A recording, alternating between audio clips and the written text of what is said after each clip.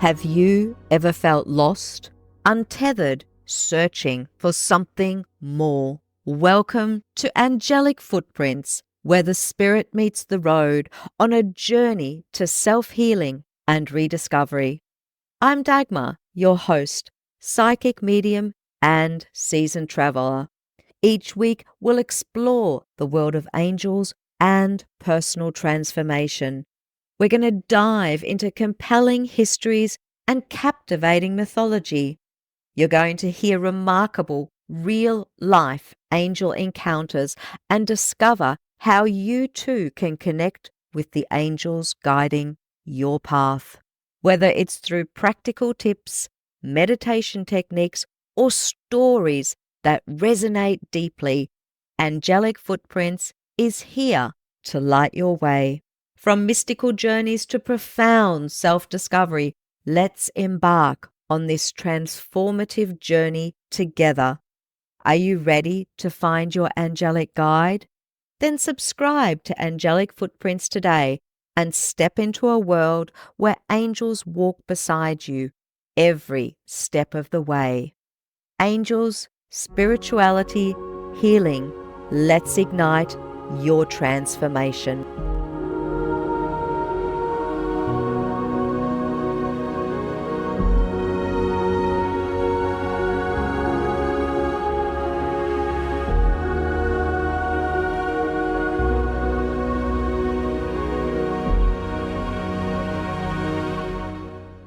Hello and welcome everybody to today's podcast of the Angelic Footprints show. We have a special guest with us today and her name is Jacquie Grillon. Jacquie is an accomplished speaker, teacher and counselor. Her need to excavate her own pain took her on a journey from pain to peace. She is an expert in emotional trauma and abuse with over 20 years of experience speaking and teaching. She inspires, motivates, and challenges her audiences and classes to make measurable shifts in their lives and businesses. I'm sure you all agree, Jacquie sounds like a fantastic person that we all want to hear from. Jacquie, tell us a little bit about yourself. Hi. Well, it's so great to be here. Thanks for inviting me. And I just love all things spiritual and things like that. But if you had known me back in the day when I was younger, that wasn't my way. I went to like Catholic school and it wasn't the good kind of Catholic school. It was very rigid and abusive and things like that. And so I always had things in my life that I did believe in. Like I've always believed in God. I'm just not a fan of religion nowadays. And nature was my savior as a child, growing up in the environment that I was in. Nature was the thing that made me feel connected and a part of because I didn't have that at home. So I feel like I can only speak from my own experience. I went through a lot of trauma and abuse and pain and things like that, which at the time I thought was absolutely normal. Like that was my current reality. But it wasn't until later did I realize, like, no, that's not normal. That's not supposed to happen. But what I will say is out of pain is the things that wake you up to all things bigger than us, whatever that is that you believe in, and all the magic and mysteries of the earth. And you don't have to believe in God or anything, but I think we can all agree that when you look up at the stars at night or you stand in front of the ocean or you see a rainbow, there's something bigger than us working on our behalf. And when you start opening up to that kind of stuff, when you're blocked off from it, it's not so much. Like you connect however you can. It's more like survival mode. But when you start opening up to that, it's magical. And I love all things magic. And the same thing with angels, like, when all of that went down. Jacquie, thank you for sharing that. And I'm glad that you've come out the other side of the trauma and the abuse, and how awful to think to yourself, oh, that's normal. And then you don't realize until later that that is so not the normal. And you take salvation in whatever comes. And as you say, for you, that was nature. Tell me, you've had some angelic experiences. Are you able to tell our listeners a little bit about one or two of those experiences and help them to understand how you've made that transformation? Sure. When I was dabbling in things spiritual, like I've always believed in things spiritual. And my mom was like, the fairy circles and the this, and the leprechauns, because we're very Irish and things like that. My fantasy always wanted to believe in that kind of stuff, whether it was real or not. Like I drew comfort in that, probably because I wasn't getting that comfort someplace else. Whatever the reasons, it doesn't matter. So that was my mom's stuff, and I took that on. But angels were never really a part of any of that. That's wasn't in her vocabulary or in my world. And like I said, I went to Catholic school, so the only angels they were talking about was in the Bible, and I was trying to avoid it. Before being angel friendly, I would hear other people talking about angels, and I would roll my eyes, and they would be like, "Oh yes, the angels this and the angels that." And I'd be like, "No, that is not for me. That's not for me. That's not for me." But I did dabble in all things spiritual. Like I always like crystals and readings and oracle cards and, all that kind of stuff or whatever. And when I started really kind of diving deep into that kind of stuff, that's where angels started to appear. Whatever teacher I had for whatever class I was taking would always say, like, Archangel Michael, always call on Archangel Michael. Archangel Michael is your protector. Archangel Michael is always going to be there for you. He will tell you the truth. You can learn to trust him, and he will always be there. And I was like, yeah, yeah, yeah. And in the beginning, that's how I was. But I don't know what happened, or was it a specific thing? But all I know is at some point, I guess I became willing to consider that it might be true, right? Because why not? Like if it is true, then it's only going to benefit me. And if it's not true, then, no harm, no foul. So it would be like, what you have to do is they would always say that angels have to be invited. They respect free will, blah, blah, blah. So you have to invite them in.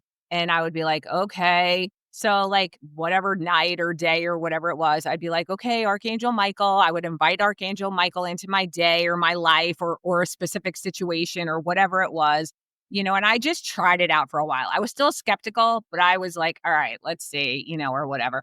And they would say, listen, all the angels have specific energies. Like you'll feel them coming in. And I'm very super sensitive to energy and I'm very intuitive. But they were like, call in Archangel Michael and just talk to him. Just like have a conversation, say things. And I remember one time where I was like, okay, Archangel Michael, like I'm really trying this thing out. And I can feel it now too. I can feel like the tingling in my head.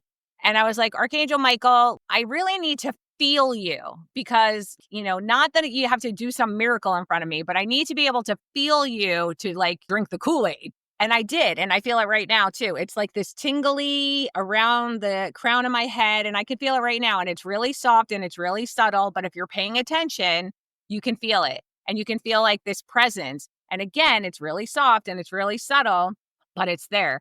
And so that's kind of how it started with Archangel Michael. And that kind of like, I'm not sure, I'm not whatever, but he was the first, and he's always the rock steady one that's invited into everything along with other things. And then I had to open up later to other ones and things like that. But he was the first experience. And it took some time, you trying to trust something or someone or whatever. But once I realized that I could trust and invite and ask for things, not like magical, like airy fairy, let me win the lottery kind of things, but just like, show me some signs that you're with me, or, I'm not really feeling safe right here. Can you help me feel safe? Can you help me with my anxiety? And I would get very clear, measurable in my world and in my sensitivities answers for things, or the anxiety would go away and we would have like a thing, like a banter back and forth. And it's an actual relationship. And so when I would get what I would think verification, then I was sold. Then I was on the angel train after that. What a wonderful story. What a wonderful story. And I love the way you talk about inviting them in and then I guess needing that reassurance, saying, look, I need to Yeah. feel you. I need to get that message back from you that it's not just me making this up. Yeah. And I also love the way that you talked about having their presence to help you feel safe and secure. And I must admit, I do that when I go to the dentist, because I have a big fear of dentists because I had an awful experience when I was a child. And now I call in Archangel Raphael to say, look, could you just please stand over there and keep a good look and keep an eye out on me and keep an eye out on these people who are working on me, make me feel really safe too. And it makes such a difference, doesn't it? Yes, I totally agree. So that was the start of it. Is there something also very significant that happened, maybe even when you've been working with clients or when you've been out and about, where you really felt that there was a significant shift and something happened that either moved you forward or prevented something bad from happening? Sure, absolutely. That reassurance that I get, and like I said, and that tingling in my head, I know that that's Michael. That's my interpretation of Michael, right? Because any other angels I work with have different energies and different ways of showing up. They're just different. And so again, the angel people that I was skeptical of to begin with would always be like, look for signs, look for feathers, look for the numbers, the angel numbers. And I would see feathers everywhere. I would see the white feathers everywhere, right? White feathers were angels, right? I would see them show up on my pillow and I didn't have a down pillow, random things. And like walking down the street, it was easy to logically talk yourself out of it. But all of these things all together, plus my own experience, led to that.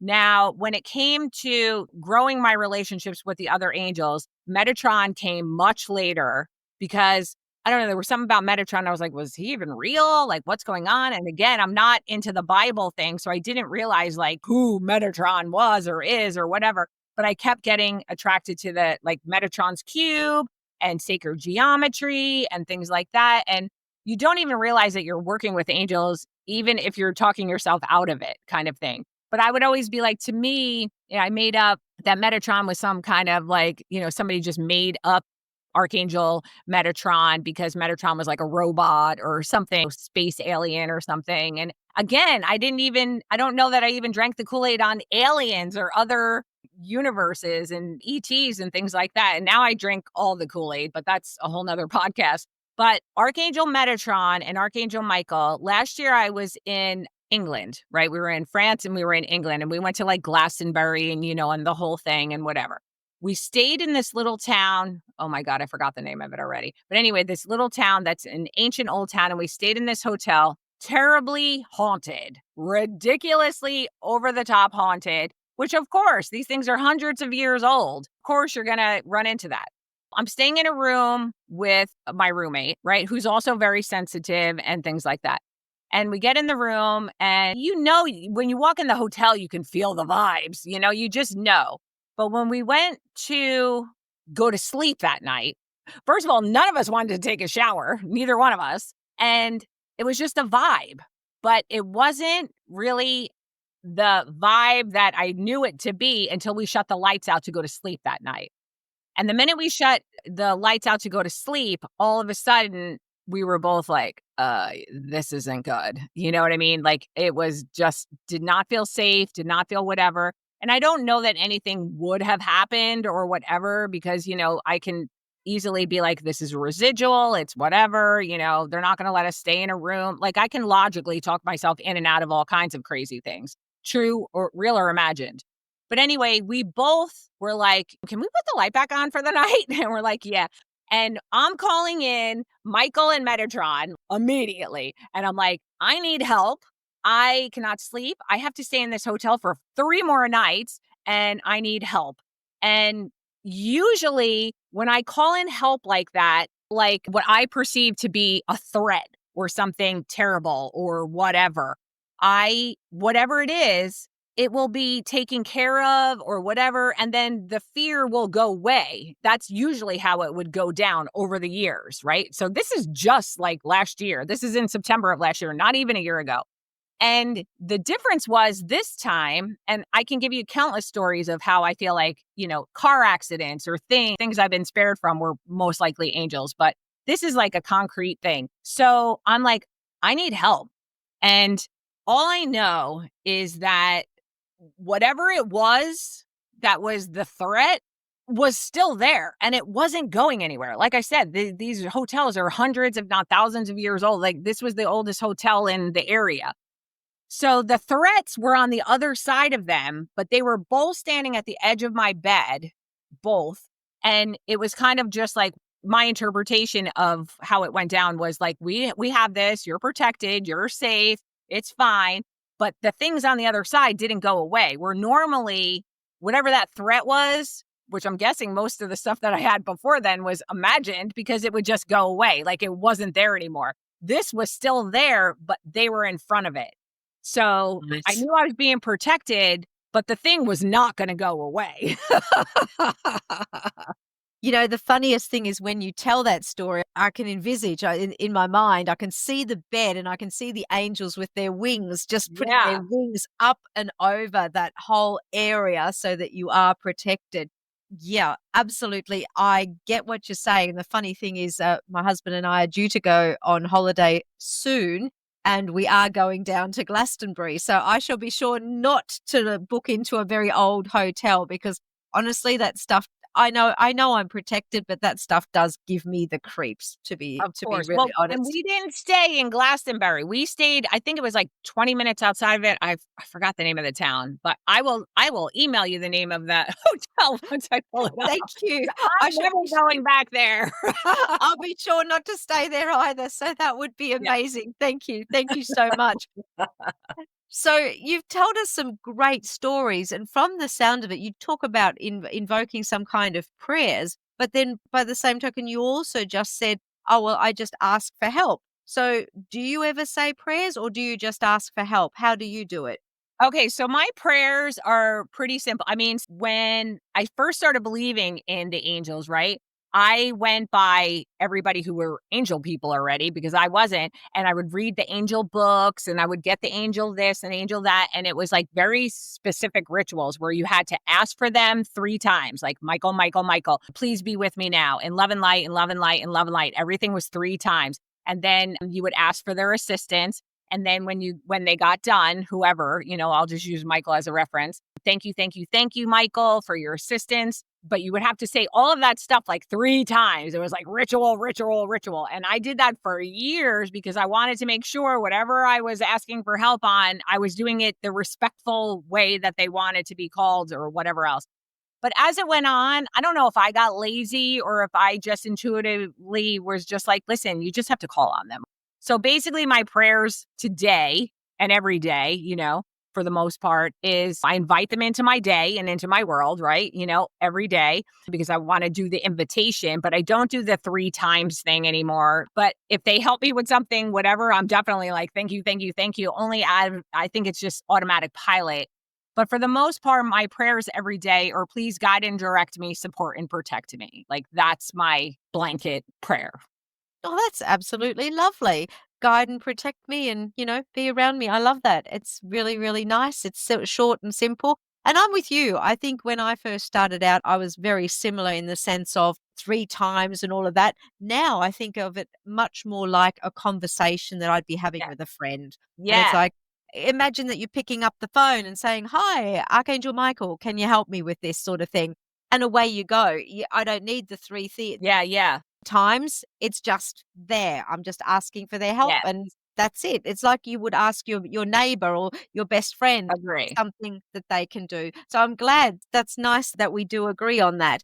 Jacquie, thank you so much for your stories. It's been such an enlightening experience and I hope our listeners can get that as well, that you as listeners that you can invoke your angels, that you can bring them into your life just the way Jacquie has, the way I have, the way so many of the other guests have as well.